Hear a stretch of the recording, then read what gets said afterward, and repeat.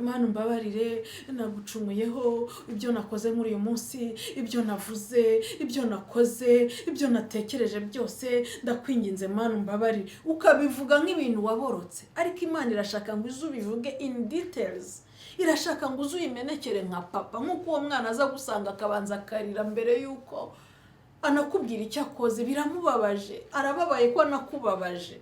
Iyo uje imbere y'Imana ngwino ubimininga, ngwino umeneke, uvuga ngo Mana I'm so sorry, nasanze ese ni ukuvuga ngo iyo umaze kumenya kumeneka imbere y'Imana, uyaturira uyisaba imbabazi, nta cyaha kikuraramo, nta burakari bujya bukuraramo, uri umuntu uhora umenekeye Imana. Nicyo Imana yakundiraga Dawidi cyane, ngo ari umugabo ugira umutima umenetse, yari azi kwihana imbere y'Imana, yari azi gusasa ibyaha bye byose, akabibwira Imana bimininga, ayibwira n'uburyo abizinutswe atabishaka, atongera atifuza kubyongera. Noneho twe dufite n'amahirwe, dufite umwuka wera muri iki gihe. Noneho ukuguma ugaruka imbere y'Imana ufite iyo style yo kwihana n'umutima umenetse, nayigera aho ngaho n'ukuri kaguha imbaraga. Cya kintu ukumva urakizinutswe burundu, ukabona pe warahindutse. Ntabwo ari uvuga ngo ni ingeso, ngo ntako ntasenze, ngo byaranze. Hari abantu bavuga gutyo ngo ntako ntasenze, n'ukuri iki kinyagwa cyanze kumvaho. Oya, iyo uhora umenekera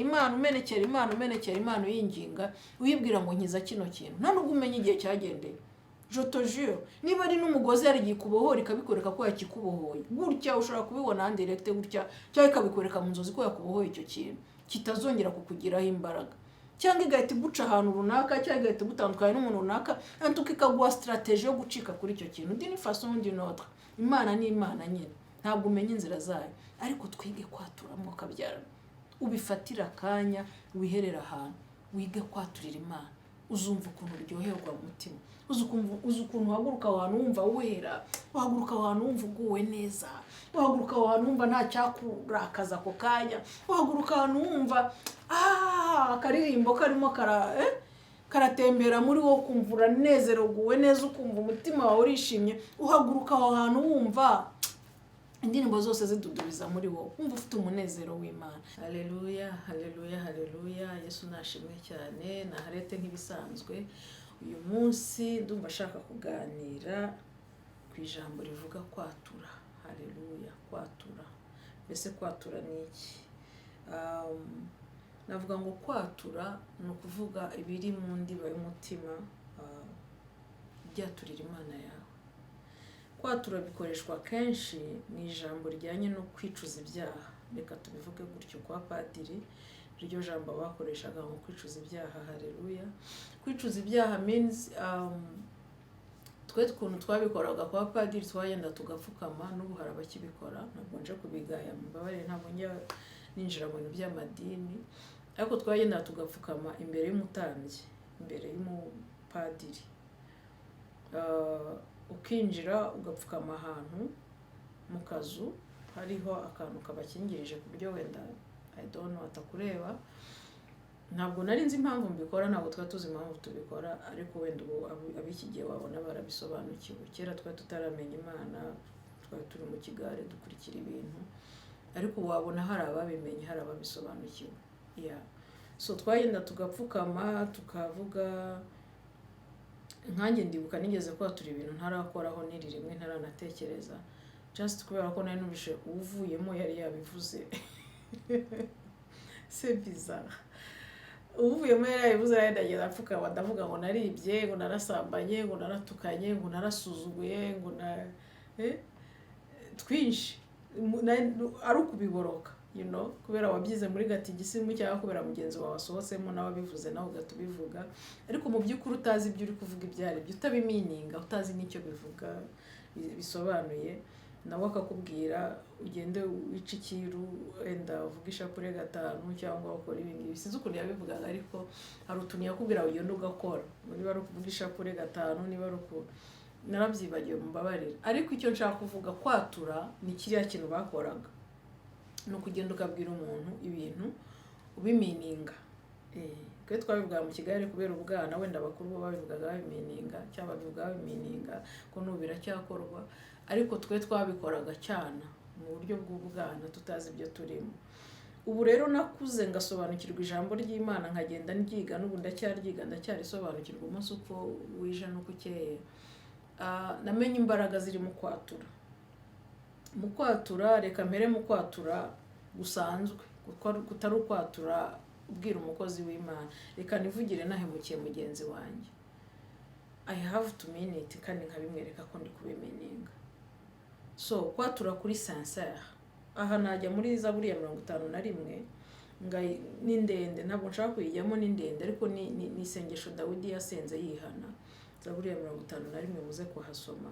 Aratura biri sincere, turavuga ngo mu nda ya mama, mu nda ya mama nanduye nkiri mu nda ya mama, mu byaha niho nabyariwe.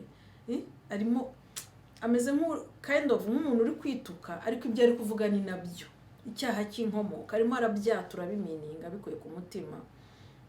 Arimo aravuga ngo ibyaha byanjye bihora imbere yanjye, Mana mbabarira ntunkureho umwuka wawe, babarira ukomeze ume kuryoherwa n'agakiza ko kumva kuri kumwe nanjye. Arimo arabyatura bimininga. Ntabwo batubwira ko yariraga ariko nibaza ko yanariraga, kuko urabona ko yarakubititse cyane. Umuhanuzi yaraje aramusanga aramubwira ati hari umuntu wakoze ibi, amucira umugani w'umuntu wibye agatama kamwe k'umuntu kandi we yari afite amashyo. Arangije ati uwo muntu ibyo bintu yakoze ntabwo bibaho, umuntu agomba kwicwa. Umuhanuzi aramureba, Natani yari yamutuma, aramubwira ati mwami erega uwo muntu ni wowe. Aramwara, yari yabigenje ate? Yari yibye umugore w'abandi, arangije kumusambanya anamutera n'inda. Amaze kumenya ko yamuteye n'inda atumaho umugabo we ku rugamba, arashaka kumugerekaho icyaha biranga, amusubiza ku rugamba, arangije amwohereza abo kumwica. Numva ko yari yakabije, yari yakoze icyaha cyo gusambana, yarifuje arasambana, atumaho umuntu amutesha akazi ke, ashaka kumugerekaho icyaha. Arangije noneho abonye byanze aranamukurikiza abantu, amwicisha abandi bantu bamwishe batazi n'icyo bari kumuhora, ariko we yarazi icyo ari kumuhora kuko byari ibanga, yabibitse ari ibanga. So yari yakiraniwe birenze urugero, kandi yari umutambyi. Dawidi muramuzi, Imana yishimira muri Bibiliya, yari yakoze ibidakorwa niba ariko nabivuga. So ajya imbere y'Imana kwatura muri no Zaburi ya 51 harimo amagambo akomeye cyane, ngo nuko utanezererwa ibitambo mba mbiguhaye. Mbese ngo ntunezerewe ibitambo byokeje, ibitambo Imana ishima n'umutima umenetse. Donc harimo kumeneka k'umutima we no kwatura ibyaha by'akabivuga, akavuga ko biri imbere, ngo umutima umenetse ushenjaguwe Imana ntabwo uzawirengagiza, ntabwo uzawusuzugura. Arimo aravuga ngo ngo unkize urubanza rw'inyama y'umuntu. Ni ukuvuga ngo muri uyu mubiri turakiranirwa tugakabya, nanjye nibwo nzabasha gukiranuka kwawe, kuririmba gukiranuka kwawe. Nunkize uyu mubiri nibwo nzabasha gukiranuka, nkabiririmba gukiranuka kwawe. ngo Mana ni wowe Mana y'agakiza kanjye. Harimo amagambo arimo umutima umenetse, ngo unsubize kunezerwa n'agakiza kawe, unkomereshe umutima wemera, ntuntekure mu maso yawe, ntunkureho umwuka wawe wera. Iyi ngiyi ni version ya Bibiliya yera, ariko tugiye mu ijambo ry'Imana aho bakoresha amagambo ukumva ari deep cyane, ngo Mana undeme mu mutima wera, unsubize mu mutima ukomeye. So ijambo kwatura ntabwo twatura mu kigare, ntabwo twatura kuko ushaka kwikiza umuntu. Urabona akana kakubwira ngo I'm sorry, ukakagarura bivuga bimeninga. Mujya mubikora namwe?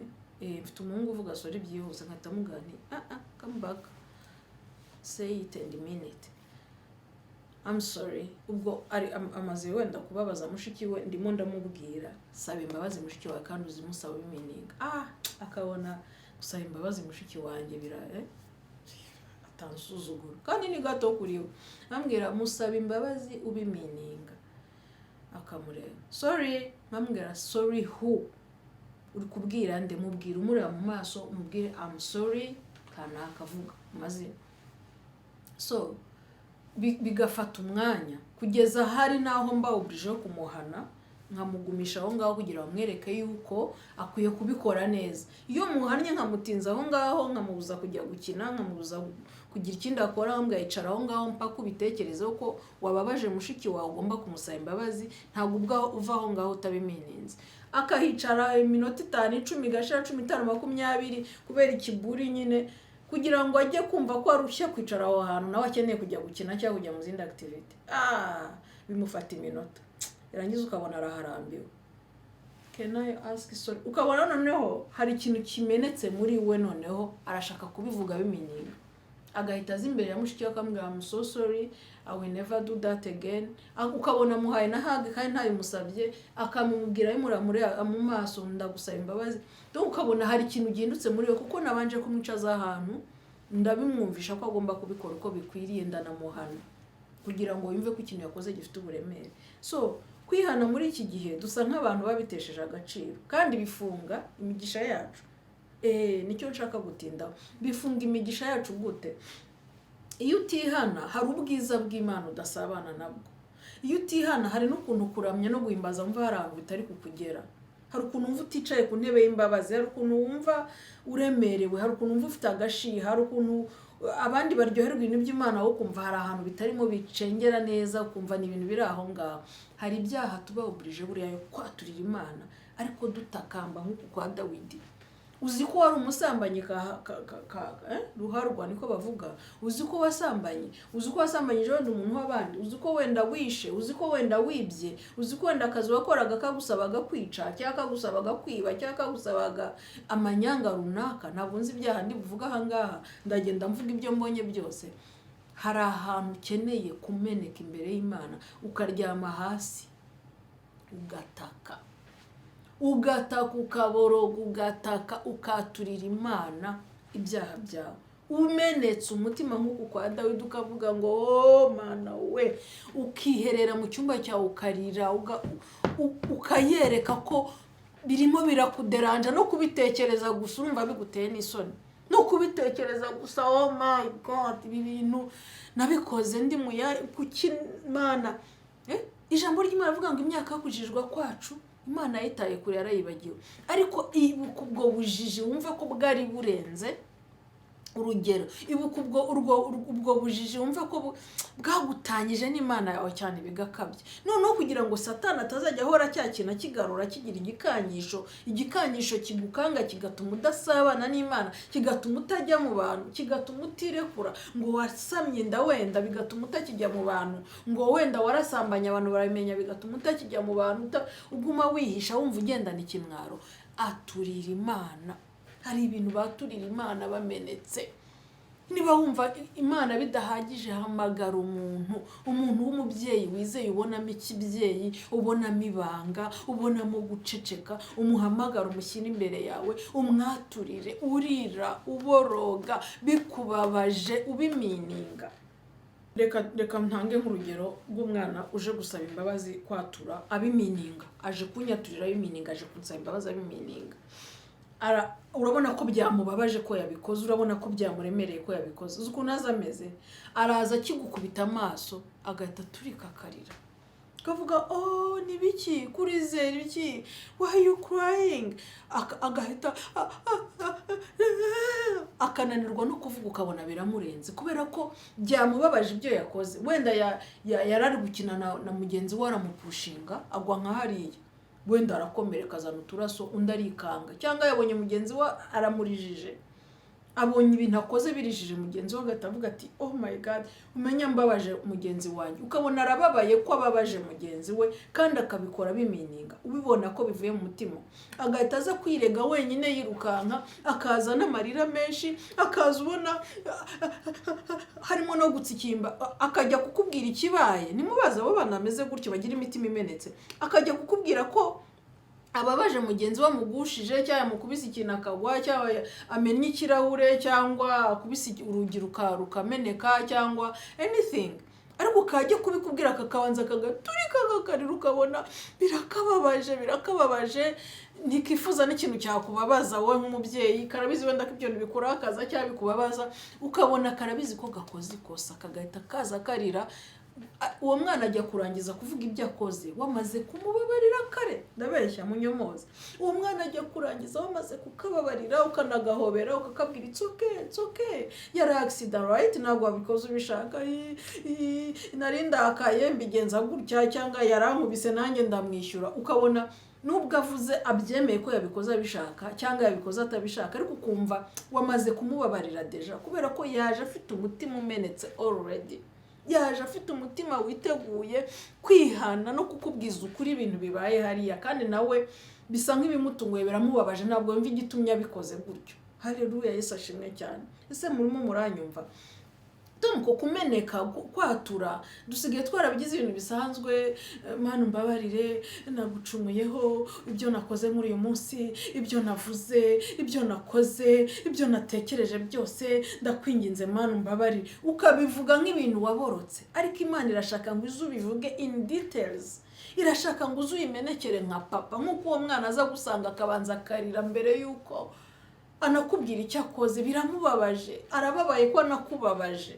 Nawe ngwino imbere y'Imana uvuga ngo Mana, biriya bintu nakoze cyangwa kiriya kintu nakoze ndakigusaba imbabazi, biriya bintu nagendeyemo imyaka n'imyaka ndabigusaba imbabazi mbikuye ku mutima. Ubivuga ubimininga, ujye no mu madetaye, njye no mu madetaye, ujye no mu madetaye uvuge ngo kose buriya natekerezaga iki, buriya nari ndi mu biki Mana, ariko Satani uragatsindwa, wowe utuma ncumura ku Mana yanjye, wowe wanshutse nkakora biriya bintu. Ublaming Satani kuko ni udutera gucumura. Satani ni udutera gucumura. Uyu mubiri ukorana na Satani cyane. That's how it is. Iyo uje imbere y'Imana ngwino ubimininga, ngwino ubimininga, ngwino umeneke uvuga ngo Mana, I'm so sorry, nasanze ese buriya nafashwe n'ibiki, ese buriya nizihe mbaraga zamfashe, ese buriya Mana ndakwinginze ntumure umwuka wawe, ntutume numva nshaririwe umutima wanjye Mana, ndakwinginze mbabarira. Ukabivuga ubimininga. Iyo uje ufite icyo gishyika, iyo uje ufite uwo mutima umenetse nka wa mwana navuga ukugera imbere agaturika akarira ataranavuga icyo akoze, iyo uje ufite uwo mutima umenetse, ijambo ry'Imana hano muri Zaburi ya 51 hari aho ntuzabivuze Dawidi yavuze ngo iyo ukunda ibitambo mba mbiguhaye, ariko ngo icyo wishimira n'umutima umenetse. Reka twe kumenyera kwatura uko twibone, reka twe kumenyera kuvuga ibintu mu kigare, reka twe kuvuga ibintu ngo nuko twumvishe runaka bisenga kuri nanjye mbisenga kuri, ngo Mana bya bindi byose nakoze muri uyu munsi, ngo ibyo nibuka n'ibyo nibuka, ngo mbabarire Mana. Just like that, really? No, Sabana, he's your father. Sabana, he's your dad. Ni papa wawe. Ni umuremyi w'ijuru n'isi akwicyubahiro.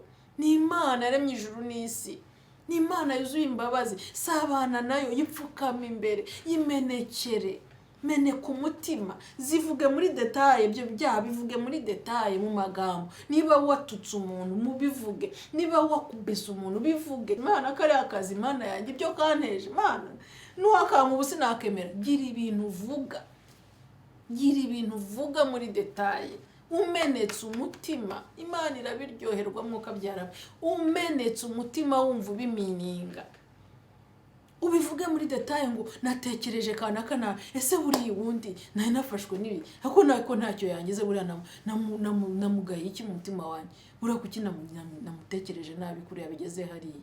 Erega narakaye nta n'isoni mfite. Wigaye imbere y'Imana, uri ku gatapi kawe imbere y'Imana, wigaye wivugishe, uvuge ngo rekera aho ngaho, kubera icyo umeze gutyo Mana mpindura, kubera iki nsanga nagize ibi n'ibi, kubera iki meze gutya. Wigaye ubikuye ku mutima. Imana ireba mu mutima, irabibona neza ko utari kwifekinga, irabibona neza kuri kumeneka koko. Kandi iyo umeneka gutya ugumumeneka gutya, nawe ubwawe bigutera isoni zo kongera. Wibuka agahinda byaguteye, wibuka eforo washyizemo usaba imbabazi, wibuka ukavuga ko subundi umusazi nzamora imbere y'Imana mvuze induru nikubita iki nindahiza simpinduke. Oya, ngomba guhinduka. Mana mimbara ugatangira guhamagara mwuka wera kugira ngo usabane nawe aguha imbaraga zo kudakora ibyo bintu wari ukora. Dawidi yaravuze ngo nabiki ijambo umutima wanjye, nabitse ijambo ryawe umutima wanjye ngo kugira ngo ntagucumuraho. Twiga kwatura igihe tutaramenya iyo strategy ndi kuvuga yo kurambara rasu ukinginga Imana ubimininga, ukayisaba imbabazi y'imininga, aturira umuntu. Nabyo Imana irabyemera. Sanga umutambyi uko Dawidi yasanze Imana. Sanga umutambyi mwature umubwire uti rero buriya byagenze uko bimeze gutya, wa mubyeyi navugaga wizewe ubonamo ubuntu bw'Imana, umumenekere umubwire, unarire ntutinye kuri imbere ye nta kibazo, ariko umubwire uti ibi bintu mumfashe kabisa, mumfashe ngiye byananiye by my own, niba musenga niba mugira ibiki munjandi kantu ntazariho, ariko ibi bintu mbicikeho, ubivuga ubimininga, uwo muntu nakurambika ikiganza akagusengera abikuye ku mutima kuko yabonye ukuntu bikubangamiye, hari ukuntu Imana izamuha strategy yo kukuguidinga, yo kugufasha, yo kugendana nawe mu rugendo kugeza ubona kabisa icyo kintu kitakikugeraho imbaraga Imana yaragishoboye. So ni twebwe tugomba kumenya imitima, ntuzi imbere y'Imana wicuza gusa wivugira nagize gutya ibyo nibuka ndumva ntabizi neza, ariko Mana mbabare. No, ntidukine imbere y'Imana, ujyana umutima umenetse imbere y'Imana, uri sincere, ubifatira akanya, wiherera ahantu, wiga kwaturira Imana, uzumva ukuntu uryoherwa mu mutima, uzi ukuntu wahaguruka ahantu wumva wera, wahaguruka ahantu wumva uguwe neza, wahaguruka ahantu wumva nta cyakurakaza ako kanya, wahaguruka ahantu wumva akaririmbo karimo karatembera muri wowe, ukumva uranezerewe neza, ukumva umutima wawe urishimye, uhaguruka aho hantu wumva indirimbo zose zidudubiza muri wowe, wumva ufite umunezero w'Imana. Kwatura neza, kwihana ibyaha neza, kubimarayo tukabivanayo, tukabirira bikatubuza amahoro mpaka bishizeyo, bituma tugirana ubusabane n'Imana, bituma tugirana relationship nziza n'Imana, bituma Mwuka Wera atura muri twebwe yishimye, impano z'Imana zigakora muri twebwe, ukumva unezerewe agakiza, uryohewe agakiza, uryohewe Umwuka w'Imana muri wowe. Imana ibashoboze kandi baha umugisha. Amen.